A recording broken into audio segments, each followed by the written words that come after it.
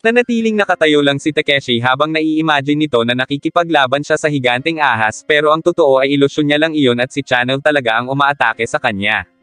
Hindi niya magawang iwasan ang bawat suntok ng kalaban kaya nag-alala ang mga manunood habang nagtataka pa rin sina Ryuji.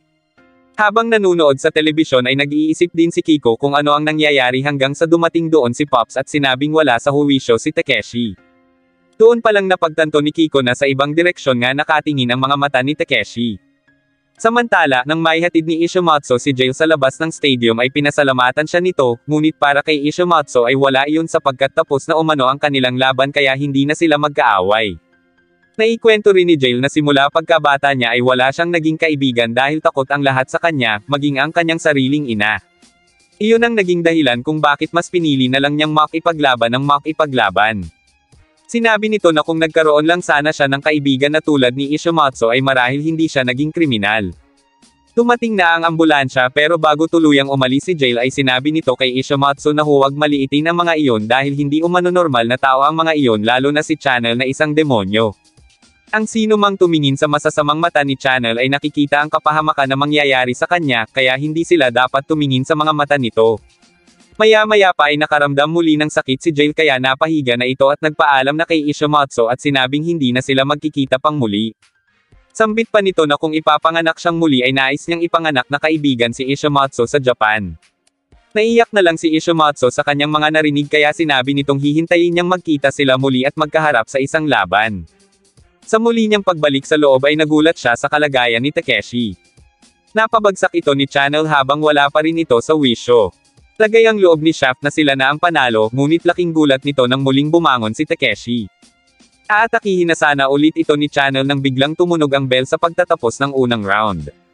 Wala pa rin sa sarili si Takeshi kaya sinampal na ito ni Ryuji at maya-maya pa ay umayos na ito. Doon sinabi ni Ishimatsu na iwasan ang pagtingin sa masasamang mata ni Channel. Na-realize iyon ni Takeshi dahil mula nang tumingin siya sa mata ng dalaga ay bigla siyang hindi na makagalaw kanina. Ibig sabihin, hinahypnotize siya ni Channel. Napansin ni Shaft na nalaman na ng Team Japan ang tungkol sa sikreto ni Channel pero hindi umano iyon hadlang sa pagkapanalo nila, sapagkat kahit isara ni Takeshi ang kanyang mga mata ay hindi niya ganon kadali matatakasan ang panghihypnotize ni Channel. Para kay Helga, wala nang laban pa si Takeshi ngunit may iba pa rin sa pakiramdam nito. Pakiramdam niya ay mangyayari muli ang tulad sa nangyari sa laban ni Jail at Ishimatsu. Samantala, napaisip si Takeshi kung ano kaya ang sasabihin sana sa kanya ng ate niya kung naroon iyon.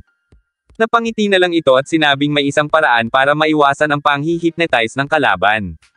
Tumayo ito at hiniram saglit ang katana ni Shinitora para itusok sa kanyang binti bilang pagpapakita ng kanyang determinasyon. Nagsimula na ang pangalawang round at sa pagkakataong ito ay nagawa niya ng makasuntok kay Channel hanggang sa mapabagsak niya ito. Dahil sa nararamdamang sakit sa kanyang hita ay hindi na tumalab kay Takeshi ang panghihypnotize ni Channel. Maya-maya pa ay muli na niyang inatake ang kalaban gamit ang right upper, ngunit, sa pangalawang pagkakataon ay nahypnotize siya muli nito. Nagtaka si Takeshi kung paano iyon nangyari pero nang mapatingin siya sa mga mata ni Channel ay doon niya napagtanto na ang mga nangyari mula sa umpisa ng second round ay pawang ilusyon lang. Nahulog siya sa panghihypnotize ng kalaban at nilito siya nito ng peking panalo. Ayon kay Channel, walang kwenta at hindi basta matatakasan ni Takeshi ang kanyang hipnotismo sa pamamagitan lang ng pagsugat sa sarili. Nagsimula na muli ang laban pero wala pa ring magawa si Takeshi kaya sinabi ni Ishimatsu na huwag itong tumingin sa mga mata ng kalaban. Ngunit kahit ipikit ni Takeshi ang kanyang mga mata ay wala pa rin yung epekto sapagkat nakalusot na sa loob ng katawan niya ang pang-hypnotize ni Channel. Nagpatuloy pa ang laban ngunit hindi pa rin maigalaw ni Takeshi ang kanyang katawan. Sa pagtatapos ng second round hindi niya na alam ang mga sumunod na nangyari kaya itinanong niya iyon kina Ryuji. Kahit nawala siya sa kanyang malay ay hindi pa rin siya napabagsak ni Channel. Para naman kay Channel, sinasadya umano nito na hindi muna pabagsakin si Takeshi dahil kung tatapusin umano niya ng ganon ang laban ay walang saysay ang pagpunta niya doon mula pa sa Amerika. Mungkahi naman ni Catherine kay Jun na pasukuan na si Takeshi dahil hindi na umano maglalaho ang hipnotismo ni Channel kaya wala na ring laban pa si Takeshi. Tulad ng kay Ishimatsu ay hindi na bahala si Jun dahil naniniwala itong ipapakita ni Takeshi ang umaalab na pagnanais nito. Habang hindi pa nagsisimula ang sunod na round ay naalala ni Takeshi ang pamamaalam ng kanyang ate na nagsabing simula ngayon ay kailangan niya ng lumaban mag-isa. Ginawa iyon ni Takako upang hindi masanay si Takeshi na palagi siyang nasa tabi nito, sapagkat hindi iyon matututong tumayo sa sarili nitong mga paa. Simula noon ay nagsanay si Takeshi mag-isa hanggang sa makita niya ang iniwang sulat ni Takako. Pinapunta siya nito sa saradong silid at doon niya nakita ang isang piano. Hindi maintindihan ni Takeshi kung ano ang nais ipabatid sa kanya ng ate niya at kung paano iyon makakatulong para maipanalo niya ang laban. Umupo siya at laking gulat ni Takeshi nang malamang gawa sa bakal ang keyboard ng piano. Nang subukan niyang pindutin ang keyboard ay ginamit niya na ang dalawa niyang kamay para lang mapindot ang isa at nagdulot pa iyon ng panginginig ng mga kamay niya. Napatingin siya sa mga litratong nakasabit sa pader ng silid. Litrato iyon ng kanilang mga ninuno kaya inisip niya na natugtog ng mga iyon ang bakal na pianong iyon. Maya-maya pa ay nagsimula na ulit ang kanilang laban. Dahil huling round na ay ginamit muli ni Channel ang kanyang pang-hypnotize para malagay si Takeshi sa panaginip kung saan tumutugtog lang ito ng piano. Unti-unti siyang nahihirapan habang tumutugtog sa panaginip kaya umakma na si Channel ng pag-atake, pero nang marinig ni Takeshi ang kanyang kakaibang himig ay nagawa niya ng sumuntok kay Channel hanggang sa masapul niya ng sunod-sunod na suntok ang mukha nito. Nang tumalsik ang dalaga ay doon sinabi ni Takeshi na hindi natatalab sa kanya ang hipnotismo nito dahil sa himig na namumutawi sa kanyang katawan. Gamit ang himig na ginawa ni Takeshi ay nagawa nitong burahin ang hipnotismo ni Channel kaya naman naniniwala si Takako na magagawa iyon ng kapatid niya. Sa wakas ay tuluyan ng bumalik si Takeshi sa kanyang sarili kaya agad nitong tinapos si Channel gamit ang kanyang napakalakas na right upper na siyang nagpatalsak sa dalaga palabas ng ring.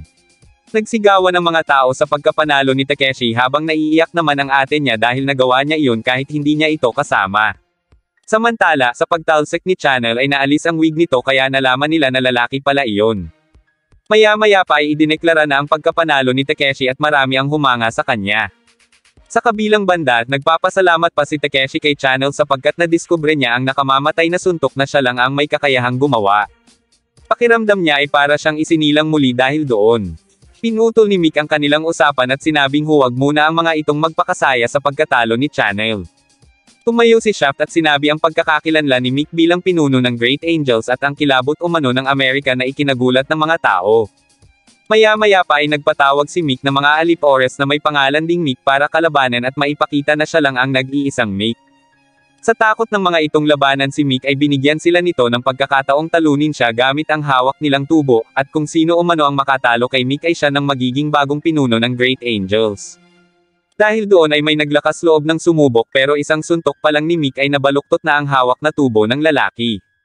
Gayunpaman, muli pa rin itong sumugod at doon na siya napatalsik ng malakas na suntok ni Mick. Pagkatapos yun ay hinamon na ni Mick ang iba pa niyang mga katukayo at dahil wala namang ibang pagpipilian ang mga ito ay napilitan na silang lumaban dito. Sabay-sabay ang mga itong sumugod pero wala rin ang mga itong nagawa kay Mick hanggang sa batuhin pa nito ang isang Mick ng kanyang palakol pero agad yung pinigilan ni Shinitora. Dahil doon ay ang dalawa ng ito ang maghaharap sa susunod na round at pagkatapos maipakilala ay agad na nagsimula ang laban ng mga ito. Pinayuhan ni Shinitora si Mick na habarin umano nito ang suot na salamin kung ayaw nitong mabulag, ngunit tumawa lang si Mick at tinanong kung magagawang basagin ni Shinitora ang salamin niya gayong hindi naman ito kayang gamitin ang kanang braso nito. Umatake na si Mick pero nagulat ito nang mabilis iyong maiwasan ni Shinitora. Sinunod-sunod pa ni Mick ang kanyang pagsuntok pero patuloy lang itong iniiwasan ni Shinitora hanggang sa mapagod ito at doon na umatake si Shinitora. Bago maganap ang laban na iyon ay umuwi muna si Shinitora para makausap ang ama. Sinabi ni Shinitora na gusto niyang makamit ang tunay na diwa ng Shinitora Cage Ryu at gamitin ang karanasang iyon para sa paparating na labanan. Pumayag ang kanyang ama kaya nagpunta na agad sila sa dojo para isagawa iyon. Doon natutunan ni Shinitora ang tungkol sa Raimei Sandanzuki or Threefold Thunder Charge, isang sikretong teknik mula sa Shinitora Cage Ryu na kahawig ng Rolling Thunder. Inaral iyon ni Shinitora sa tulong ng kanyang ama hanggang sa maperpekto niya na iyon. Sa kabila ng patuloy na pag-iwas ni Shinitora sa mga suntok ni Mick ay biglang naging kalmado si Mick dahil may binabalak ito. Ayon kay Catherine, ang anggulong ginagawa ng braso ni Mick at ang bilis ng pagpapalipad ng kamao nito, dapat nilang maunawaan ang kahulugan ng paninindigang iyon. Agad na umatake si Mick na siyang naging sanhi ng pagkakaroon ni Shinitora ng sugat sa mukha. Samantala, laking gulat ni Catherine nang makita sa kanyang kalkulasyon ang kinaroroonan ng pinagmula ni Shinitora, ang Kyoto. Isang grupo ng kalalakihan ang sumugod doon at nagbanta sa ama ni Shinitora na oras na talunin nito ang pinuno nilang si Mick ay tatapusin din umano nila ang matanda, kaya nakasalalay umano kay Shinitora ang buhay at kaligtasan ng mag-ama. Samantala, sinabi naman ni Mick na isang kumpas lang ng kanyang kamay ay kaya niyang gawin sa pamilya ni Shinitora ang kahit na anong gusto niya dahil ang mga alip-ores na ipinadala niya sa Kyoto ay hindi basta. Dahil doon ay inisip ni na Scorpio na mukhang ang American ang mananalo sa laban na iyon, habang galit na galit naman si Ishimatsu dahil sa dumi ng paraan ng pakikipaglaban ng mga ito. Nagpatuloy ang laban ng dalawa nang biglang dumating si Catherine at sinabi sa grupo na kumpirmadong napapaligiran nga ng grupong Great Angels ang bahay ni na Shinitora. Lalong nagalit si Ishimatsu pero para kay Jun ay laban pa rin ang tawag doon sapagkat ang mundo ay hindi isang palaruan na sapat para sa kanila na ipaglaban lamang ang kanilang mga mithiin. Nang sabay sanang susuntok sa isa't isa ang dalawa ay biglang tumunog ang bell bilang hudyat ng pagtatapos ng unang round, ngunit, itinuloy pa rin ni Mick ang pagsuntok kay Shinitora, kaya dahil doon ay idineklara iyong foul. Agad na kinumusta ng mga ito si Shinitora habang sinabi naman ni Catherine na isuko na ni Shinitora ang laban para sa kaligtasan ng pamilya nito, pero hindi ito nakinig at mas piniling ipagpatuloy ang laban. Maya-maya pa ay nag-umpisa na ang second round at agad na iniwasan ni Shinitora ang suntok ni Mick pero para dito ay hindi niya isinusugal ang buhay ng kanyang pamilya. Sa Kyoto, sinabi ng ama ni Shinitora na alam niyang naniniwala sa kanya ang anak kaya ipinakita nito sa isang lalaki na kaya niyang makipaglaban. Maging si Futaba ay lumaban na rin sa mga ito kaya nagsimula na ang labanan ng mga iyon. Ngunit walang nagawa ang grupo ng Great Angels at maging ang pangalawang pinuno ng mga ito sa ama ni Shinitora. Samantala, habang nasa loob pa rin ng ring ay gulat na gulat si Mick nang makitang naroon ang kanyang mga alip-ores kaya ibig sabihin ay natalo ang mga iyon ng ama at kapatid ni Shinitora. Hindi matanggap ni Mick na natalo ang mga alip-ores niya kaya galit itong umatake kay Shinitora pero sa huli ay nagawa siya nitong mapabagsak kaya si Shinitora ang itinanghal na panalo. Napasuko rin ng kanyang ama ang mga miyembro ng Great Angels at bilang parusa ay ipinagawa niya sa mga ito ang diwa ng Shinitora Keijeryo. Walang sino man ang magnais gawin iyon sa takot ng mga ito sa patalim kaya nagpakumbaba ang mga ito. Samantala, inianunsyo sa stadium na dahil hindi kumpleto ang miyembro ng Team American ay pansamantalang ihihinto muna ang laban. Dahil doon ay umalis muna si Jun habang may palihim na nagmamasid sa kanya. Nang nalampasan yun ni Jun ay tumigil ito at sinabi sa lalaki na ipakita ang sarili. Samantala, bigla namang dumating si Dun Juliano kaya natakot na ang isang lalaki na nag-aabang kay Jun at umalis na ito, nang biglang lumabas si Ishimatsu mula sa banyo. Nagkainitan pa ang dalawa pero naputol iyon nang dumating si Catherine upang magpatulong kay Ishimatsu sa paghahanap ng nawawala niyang data file. Maya-maya pa ay nakabalik na ang mga ito sa stadium at dahil hindi na makapaghintay pa ay umakyat na si Shaft sa ring at sinabing kakalabanin niya na lang mag-isa sina Jun at Ryuji. Sa labas ay isang sasakyan ang dumating at doon bumaba ang huling miyembro ng American team. Kasama ang grupo ng mga kababaihan ay pumasok na ito sa loob ng stadium at ipinakilala bilang world superstar na si Mr. Whitey. Lumapit ito kay Shaft at sinabi ang tungkol sa pagkadismaya sa 3 beses na pagkatalo ng team, ngunit nainis si Shaft sapagkat huli na nga umano ito sa pagdating pagkatapos ay ganun pa ang sasabihin. Sumagot si Mr. Whitey at sinabing huwag siyang pagmayabangan ni Shaft sapagkat pinag-isipan pa nga niya kung pupunta siya sa Japan. Dahil doon ay nainip na ang mga manunood kaya napasalita ang isang lalaki at sinabi na siguro ay natatakot si Mr. Whitey na kalabanan sina Ryuji at Jun. Narinig yun ni Mr. Whitey kaya pinakitaan niya ang mga ito ng kanyang lakas sa pamamagitan ng pagyupi sa barya gamit lang ang dulo ng 3 daliri. Maya-maya pa ay nagyaya na itong simulan na ang laban pero naagaw ni Jun ang atensyon ni Mr. Whitey nang tawagin niya itong baboy. Gayunpaman tumawa na lang ito dahil maganda naman umano ang mood nito ngayon. Pagkatapos ay sinabi nito na paupuin na lang ni Jun ang mga kasama niyang babae pero dahil sa patuloy na pang-asar ni Jun ay hinamon na lang ito ni Mr. Whitey ng laban sa loob ng ring. Tumayo si Jun at tinanggap ang hamon kaya sila ang idineklara bilang sunod na maglalaban. Nilinaw ni Mr. Whitey kay Shaft na hindi siya lalaban para sa team kundi para ipakita kay Jun kung gaano siya kagaling. Humisi na lang si Shaft at sinabing hindi naman ito mananalo laban kay Jun. Maya-maya pa ay kinuha na ni Jun ang kanyang kaliwang glove at iniwan ito ang sa kanan sapagkat hindi umano iyon kailangan dahil isa lang iyong laro. Marami ang nag-isip kung tuluyan na nga bang magaling ang braso ni Jun pero malalaman lang nila iyon oras na magsimula ang laban. Doon din malalaman ni Scorpion kung banta ba si Jun sa kanila. Nag-umpisa na ang laban ngunit nang umatake na si Jun ay biglang nawala si Mr. Whitey. Nakita nila ito na tumilapon pataas hanggang sa mabalot ito ng bandila, at saka idineklara na hindi na ito makakalaban pa. Hindi makapaniwala ang apat sa ginawa ni Jun at maging ang referee ay wala ring masabi. Inulit nilang panoorin ang nangyari at doon nila nakita kung paano sinuntok ni Jun si Mr. Whitey gamit ang uppercut na siyang nagpalipad dito pataas. Dahil doon ay napatunayang magaling na nga ang braso ni Jun, habang hindi pa rin naman makapaniwala si Helga sa ipinakitang bilis at lakas nito. Natawa na lang si Ishimatsu sa sinapit ng mayabang na si Mr. Whitey, habang nagtakbuhan naman ang mga kasama nitong babae papunta kay Jun, bagay na ikinagalit ni Kiko dahil sa selos. Maya-maya pa ay walang ano-ano ay tumayo si Black Shaft bilang tanda ng paghahaman nito kay Ryuji. Kung mananalo si Ryuji sa laban na ito ay magiging ganap na walang talo ang kanilang team. Ipinakilala na ang mga ito bilang huling pares ng maglalaban.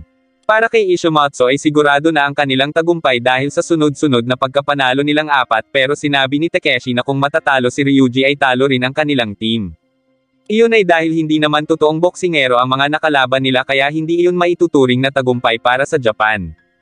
Maya-maya pa ay tumunog na ang gong bilang hudyat ng pagsisimula ng laban. Mapapansin na si Ryuji lang ang umaatake ng suntok habang iniiwasan lang iyon ni Shaft. Isinigaw ng mga manunood na gamitin na agad ni Ryuji ang boomerang hook, kaya maya-maya pa ay ginamit na nga iyon nito. Dahil doon ay bumagsak si Shaft, ngunit natawa pa ito at saka tumayo sapagkat hindi naman nagamit ni Ryuji ng maayos ang boomerang. Sa muling pagsisimula ng kanilang laban ay si Ryuji naman ang napabagsak ni Shaft, bagay na ikinagulat ng mga manunood. Nagawa naman itong makatayo bago pa matapos sa pagbilang ang referee, nang biglang pumasok si Ishimatsu sa loob ng ring at sinabing foul si Shaft dahil sa paggamit nito sa tinatawag na pivot blow. Ang pivot blow ay ipinagbabawal na teknik sapagkat isa iyong hindi patas na pag-atake sa nag-aalangang kalaban. Pinag-usapan ng mga referee ang tungkol sa nangyari upang mapagdesisyonan kung itutuloy pa ang laban. Gayunpaman, sinabi ni Ryuji na gusto pa rin niyang ituloy ang laban dahil ayaw niyang manalo ng dahil lang sa foul. Isa pa, hindi pa rin umano niya nagagamit ang sarili niyang teknik sa boxing. Dahil doon ay idineklarang tuloy ang laban, kaya sa muling pagsisimula ay agad na umatake ng sunod-sunod na suntok si Shaft hanggang sa mapatalsik niya si Ryuji gamit ang right straight. Napigilan ni Ryuji ang pagbagsak at bumawi kay Shaft gamit ang kanyang boomerang na siyang nagpabagsak muli dito. Sa pagkakataong ito ay nasapulan na ni Ryuji si Shaft, kaya nahirapan na itong bumangon. Nakatayo man muli ay handa pa rin naman si Ryuji na lumaban, kaya nang magsimula ulit ay agad itong umatake ng suntok. Habang nagaganap iyon ay naisip ni Shaft ang pagnanais niyang mapabagsak pareho sina Jun at Ryuji upang hindi na ang mga iyon makarating sa World Tournament.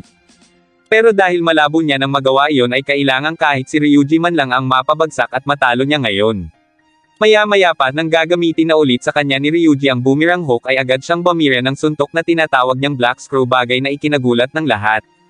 Sa sobrang lakas niyon ay tumalsik at bumagsak si Ryuji sa loob ng ring.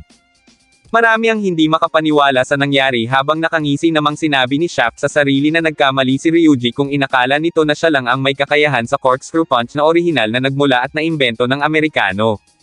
Kung ang corkscrew punch ni Ryuji ay ang boomerang hook, ang kay Shaft naman ay tinatawag na black screw. Dahil nasa pang-anim na ang pagbilang ng referee at hindi pa rin bumabangon si Ryuji ay inisip ni Shaft na si Jun na lang ang kailangan niyang kalabanan sa World Tournament. Samantala, habang naroon pa rin sa kinatatayuan si Ryuji ay bahagya itong kumilos dahil iniisip nito ang kanyang ate. Alam ni Kiko na tinatawag siya ni Ryuji, pero gustuhin man niya itong puntahan ay hindi niya iyon maaaring gawin sapagkat naalala nito ang ipinagpasalamat sa kanya noon ni Takako.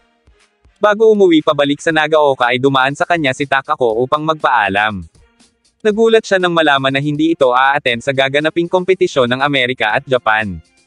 Doon sinabi sa kanya ni Takako ang na-realize nito pagkatapos ng Champion Carnival, na masyado nang umaasa dito si Takeshi kaya hindi niya na iyon dapat pang samahan upang matuto na iyon kung paano tumayo sa sarili nitong mga paa. Naisip ni Kiko na tama si Takako kaya ginawa niya rin iyon kay Ryuji. Naniniwala siya na kaya iyon ng kapatid niya kaya nagulat ang lahat nang biglang bumangon na si Ryuji bago pa tuluyang matapos ang pagbilang ng referee. Habang nagpapahinga pa lang ay sinabi ni Ryuji kina Ishimatsu na alam niyang kaya wala doon ang ate niya ay para matuto siyang tahakin ang sariling landas gamit ang sarili niyang kapangyarihan, dahil kung palagi lang siyang aasa doon ay hindi niya maipapanalo ang World Tournament. Gayunpaman, hindi niya ramdam na nag-iisa siya sapagkat baon pa rin niya ang damdamin ng kanyang ate sa kanyang kamao, pati na rin ang mga teammate niya na naroon sa tabi niya, at dahil doon ay humanga si Takeshi sa tapang ni Ryuji. Tumunog na muli ang gong bilang hudyat ng pagsisimula ng ikatlo at huling round para sa laban na iyon. Sinabi ni Ryuji sa sarili na makikita ng ate niya ang bagsik ng boomerang hook na binuo nilang dalawa. Agad na sumugod si Ryuji at doon na nagsimulang uminit ang laban ng dalawa. Mapapansin na parehong hindi magpapatalo ang mga ito hanggang sa maya-maya pa ay gamitin na muli ni Shaft ang kanyang black screw punch na tumama sa mukha ni Ryuji. Gayunpaman, hindi niya napatumba si Ryuji sa pagkakataong ito dahil nagawa nitong tiisin ang lakas ng kanyang suntok.